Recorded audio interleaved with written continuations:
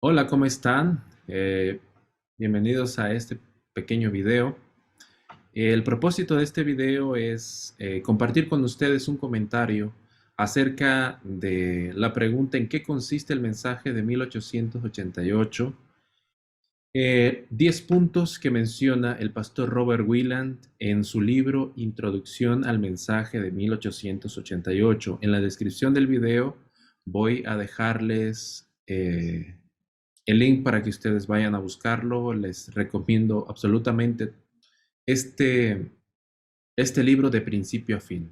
Les recomiendo leerlo varias veces porque hay muchos detalles que vamos a encontrar en ese libro.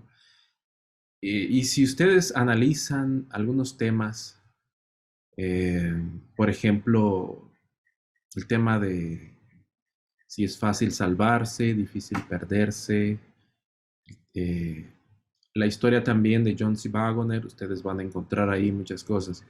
Bueno, quiero compartir con ustedes estos 10 puntos.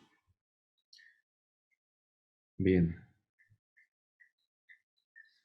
El punto número 1 nos dice, el sacrificio de Cristo no es meramente provisional, sino efectivo para el mundo entero, de modo que la única razón por la cual alguien puede perderse es prefiriendo resistir la gracia salvadora de Dios. Para ellos que por fin se salvarán, fue Dios quien tomó la iniciativa. En el caso de los que se pierdan, son ellos quienes tomarán la iniciativa. La salvación es por la fe. La condenación es por la incredulidad. Bueno, aquí básicamente es muy claro, ¿no? Dios es el que toma la iniciativa para nuestra salvación. Por lo tanto, Dios es el que va a hacer todo para nuestra salvación. Y no es solamente no es solamente un tema de hacer provisión, sino hacer efectivo para el mundo, para todo el mundo. O sea, Dios ha logrado que todo el mundo sea salvo. O sea, Dios ya lo logró. Ya todos somos salvos. Pero cuidado, porque Jesús mismo lo dijo, hay muchos que se perderán. Y la única razón es la incredulidad. ¿No? No todos vamos a ser salvos. Quizá debería decir, no todos serán salvos. Y la única razón por la cual las personas se perderán tristemente, y no es la voluntad de Dios, es justamente la incredulidad. No hay otra. Bien, el punto número 2 nos dice lo siguiente. Así, el sacrificio de Cristo justificó legalmente a todo hombre y salvó literalmente al mundo de la destrucción prematura. Todo ser humano le debe su vida actual, tanto si cree en él como si no lo hace. Cada pan lleva la marca de su cruz. Cuando el pecador oye y cree el Evangelio en su pureza, es justificado por la fe. Los perdidos niegan deliberadamente la justificación que Cristo efectuó por ellos. Voy a volver a leer, me encanta este punto. Dice, así el sacrificio de Cristo justificó legalmente a todo hombre. Todos somos salvos y salvó literalmente al mundo de la destrucción prematura. Todo ser humano le debe su vida actual, ¿no? Y ahí menciona el caso de que, bueno, cada pan que nosotros comemos, cada trago de agua, todo lleva la marca de la cruz, ¿no? O sea, es garantizado únicamente por la cruz. Entonces, cuando el pecador oye y cree el Evangelio en su pureza, es justificado por la fe. Aquí entra el tema de la fe. ¿Qué es fe? Bueno, fe es creer que la palabra de Dios cumple lo que ella misma ha prometido. Si Dios promete, Él lo cumple. Así de sencillo. Y depender de que esa misma palabra haga lo que ha dicho que hace. Bueno, el punto número 3 dice, la justificación por la fe es, por lo tanto, mucho más que una declaración legal de absolución. Transforma el corazón. El pecador recibe ahora la expiación, que significa reconciliación con Dios, puesto que es imposible estar verdaderamente reconciliado con Dios y no estar a la vez reconciliado con su santa ley. La única conclusión posible es que la verdadera justificación por la fe hace al creyente obediente a todos los mandamientos de Dios. Bien, punto número 2, habló de una justificación legal. ¿Por qué una justificación legal? ¿Qué es, cuál es el propósito de que haya una justificación legal? Bueno, sabemos que hay un juicio y en ese juicio hay registros. Ahora, Dios es Dios y Él para sí mismo no necesita tener libros. Quienes necesitan que existan libros de registro somos los seres humanos, porque algún día nosotros vamos a entrar en el juicio a juzgar las cosas, no para determinar nada, simplemente para ver el resultado de lo que Dios ha registrado en esos libros, ¿no? Preguntas por qué, para qué, cómo, todo ese tipo de cosas. El hombre no puede entenderlo a simple vista, incluso ni viendo cree. El ser humano es incrédulo por naturaleza. Pero entonces, en ese momento, cuando estemos allí, Dios va a tener todo ordenado, todo registro, para que nosotros podamos entender por qué de las cosas, ¿no? Ahora aquí nos habla de la justificación de la fe, ¿no? Es más que una simple declaración legal, ¿no? Habla de una transformación del corazón completa y en armonía con la ley de Dios, ¿no? Reconciliándonos con Dios. Dice la última parte, y la única conclusión posible es que la verdadera justificación por la fe hace al creyente obediente a todos los mandamientos de Dios. La justificación por la fe no es meramente decir, ok, cree y eres salvo. No es así, sino que cree, eres salvo, sí, pero aquí vamos a hacer una diferencia en cuanto a guardar los mandamientos legalmente, porque guardar los mandamientos con una mente legalista es, bueno, soy salvo y ahora tengo que dar frutos. Pero el problema con eso es que los frutos son del Espíritu Santo, no son tus frutos. O sea, las obras que Dios imparte en nuestro corazón son justamente la ley de Dios. La ley de Dios se revela en nosotros, Dios se revela en nosotros cuando la santa ley de Dios está en medio de nuestro corazón. Por eso se llama justificación por la fe. Nosotros creemos y Dios justifica, más allá de una declaración legal. Dios nos pone en armonía con su ley. Bueno, el punto número 4 dice, el ministerio del nuevo pacto realiza esa obra maravillosa cuando el Señor escribe realmente su ley en el corazón del creyente.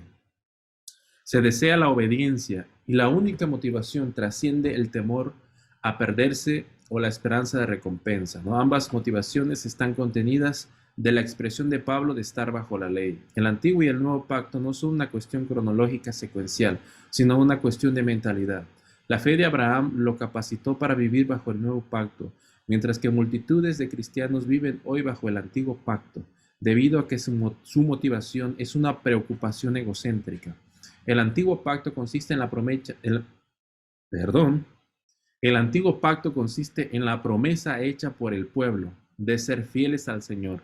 Bajo el nuevo pacto, la salvación viene al creer en las promesas que Dios nos hace a nosotros y no hacerle nosotros promesas a Él. Es básicamente lo mismo, justificación por la fe. La verdadera justificación por la fe es creer en las promesas de Dios. ¿Qué promesas?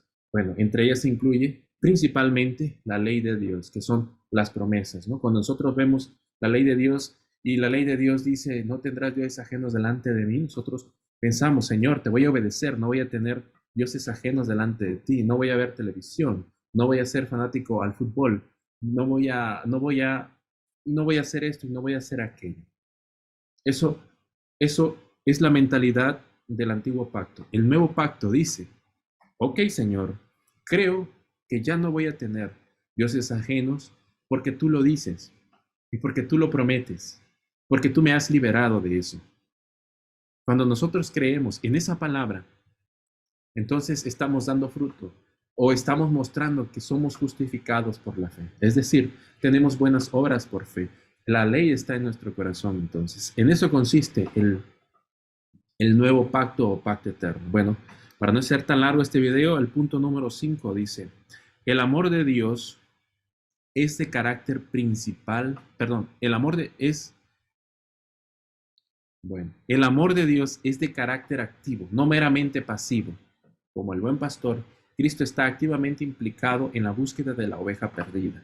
Nuestro Salvador, nuestra salvación no depende de que busquemos al Salvador, sino de que creamos que Él nos está buscando a nosotros.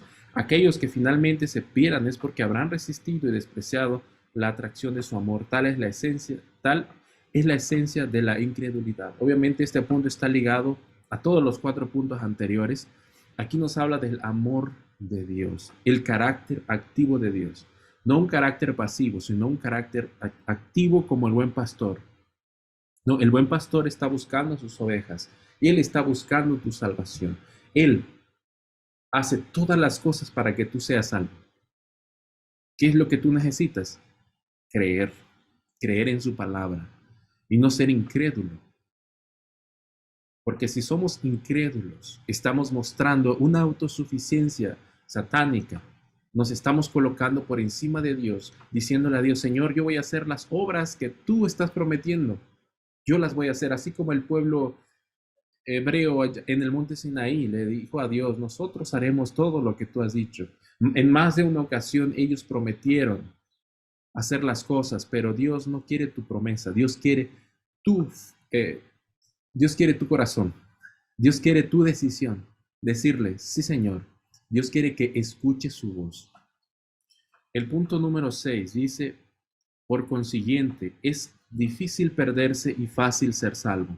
Si uno comprende y cree cuán buenas son las buenas nuevas, el pecado es una resistencia constante a su gracia, puesto que Cristo pagó ya la penalidad del pecado de todo hombre.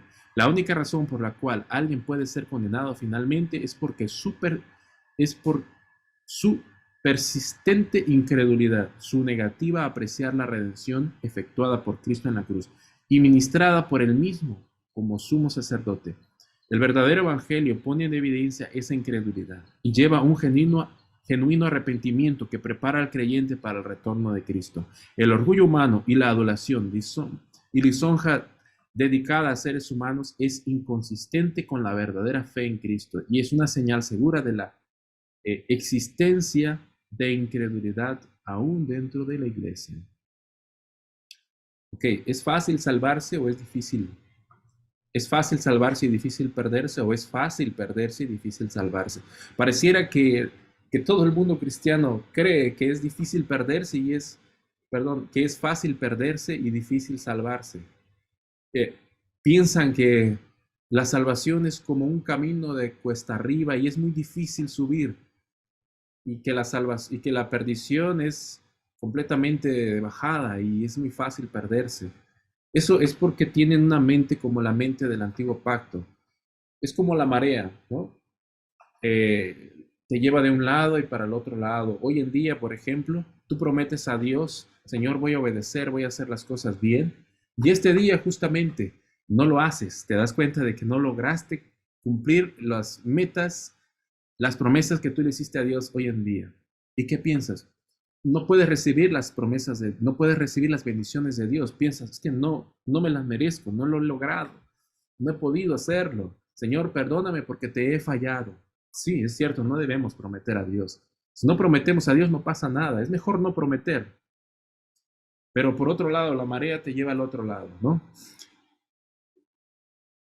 Digamos que mañana tú le prometes a Dios, Señor, ahora sí te voy a prometer, ahora sí voy a guardar tu ley, ahora sí te voy a obedecer en todo, ahora sí te voy a cumplir lo que te prometo. Y efectivamente, ese día haces todo bien, ese día y das saltos de alegría porque ahora sí crees que Dios te va a bendecir. Y estás seguro que Dios te va a bendecir.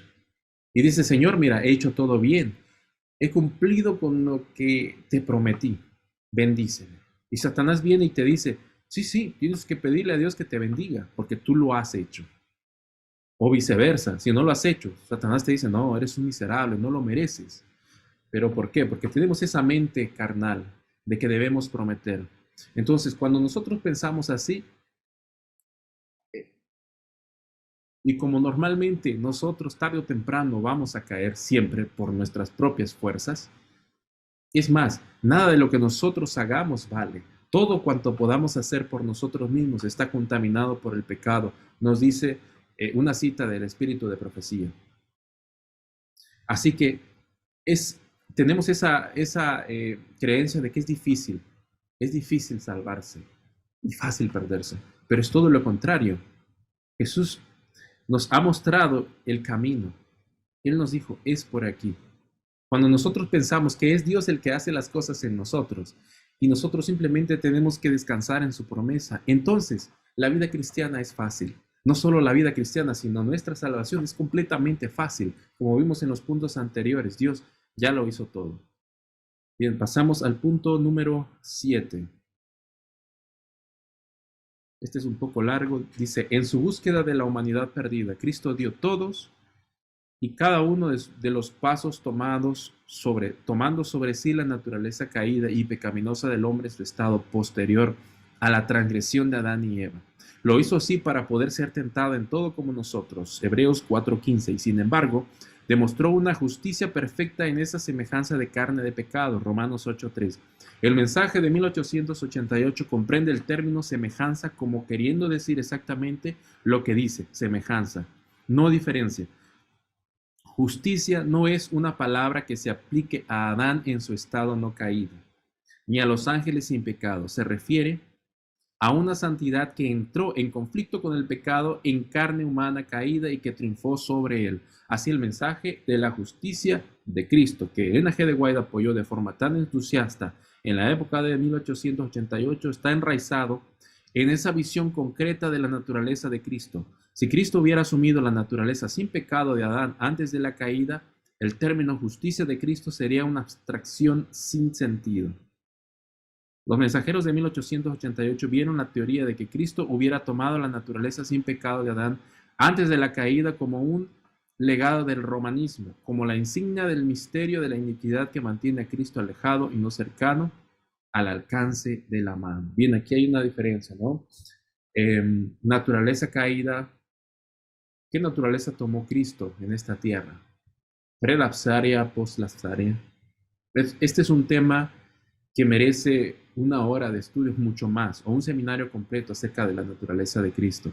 Pero claramente el autor Robert Wieland hace una clara puntuación de qué era lo que enseñaba Alonso Jones y Waggoner y lo que apoyaba Elena de White y cómo los apoyaba, ¿no? Cristo tomó una naturaleza caída y pecaminosa del hombre en su estado posterior de la transgresión de Adán y Eva. Punto número 8.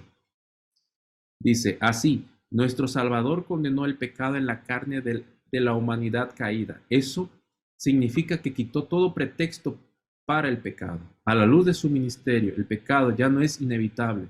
Es posible tener la verdadera fe en Cristo revelada en el Nuevo Testamento y continuar en pecado. No podemos excusar el continuo pecar aduciendo que somos solo humanos o que el diablo me obligó a hacerlo. A la luz de la cruz, el diablo no puede forzar a nadie a pecar. Ser verdaderamente humano es ser semejante a Cristo en carácter, pues Él era y es plenamente humano, tanto como divino. Bueno, así. Este punto básicamente es como el punto número 7, ¿no? Jesús, tomando la naturaleza caída, condenó el pecado en la carne. ¿Por qué? Porque Él tuvo victoria sobre el pecado. El Espíritu Santo gobernó su vida. Cristo condenó al pecado en la carne. Ahora, una cosa muy, muy importante que quiero mencionar es que Dios quiere manifestarse en carne. Dios manifestado en carne. Sí, bien es cierto, Dios manifestó su carácter en Cristo. Cristo se hizo carne, Cristo se hizo humano, tomó la naturaleza caída. Ahora, pero también Dios quiere manifestar su carácter en nosotros, en carne caída. Así como le dio la victoria a Cristo, así Él nos quiere dar la victoria a nosotros. ¿Entienden? ¿Hacia dónde se dirige la justificación por la fe? No meramente legal, ok, eres salvo, listo, sino que pone en armonía el carácter de Dios con su ley en nosotros. Punto número 9 dice, en consecuencia, el elemento clave que precisa el pueblo de Dios a fin de prepararse para el retorno de Cristo es la genuina fe puesta de relieve en el Nuevo Testamento, pero Este es precisamente el elemento que más le falta a la iglesia. La iglesia se ve a sí misma como siendo rica desde el punto de vista de la doctrina y experiencia, como no teniendo necesidad de nada. Sin embargo, su pecado es básicamente una patética incredulidad. La justicia se obtiene por la fe. Es imposible tener fe y no mostrar justicia en la vida, porque la verdadera fe obra por el amor. Gálatas 5:6. Los defectos morales y espirituales son hoy el fruto de perpetuar el pecado de incredulidad del antiguo Israel por la confusión derivada de una falsa justificación por la fe. Justamente el pueblo de Israel no entró a la Canaán celestial, perdón, terrenal, y por eso el pueblo de Israel hoy en día no ha entrado a la Canaán celestial por la misma razón, incredulidad. Incredulidad. ¿Qué significa o qué era lo que Dios quería darle al pueblo de Israel para poder entrar en la Canaán terrenal? Fe y ser justificados por la fe. Pero no lo obtuvieron. ¿Por qué? Porque tenían una falsa idea o no quisieron entender la justificación por la fe que Dios le daba. Tenían una idea falsa de lo que era justificación por la fe. Por eso dijeron, nosotros lo haremos. Y por eso justamente Dios no ha venido porque su iglesia no está preparada. Cuando la iglesia de Dios esté preparada, no estoy hablando simplemente de la iglesia adventista como organización. No estoy hablando solamente del arrepentimiento de la Odisea organizada, sino cuando su pueblo, tanto que está dentro como que está afuera, esté completamente preparado. Y justamente el tema del mensaje de 1888 es justamente eso, la preparación de un pueblo para poder pasar por el tiempo de angustia, los 144,000, aquellos que reflejarán el carácter de Dios, porque conocen a ese Dios. Punto número 10, para terminar. La justificación por la fe viene a ser a partir de 1844 el mensaje del tercer ángel en verdad. Así sobrepasa en mucho la enseñanza de los reformadores y ciertamente lo que las iglesias populares entienden hoy.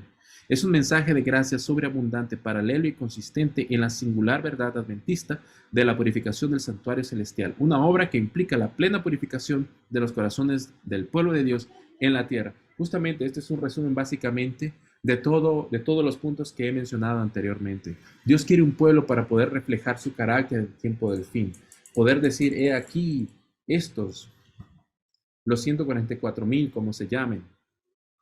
He aquí los que guardan los mandamientos de Dios y tienen la fe de Jesús. Aquellos que lograron victoria sobre el pecado.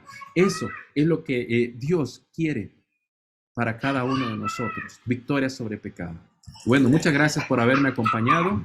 Espero que sea este estudio de bendiciones para ustedes.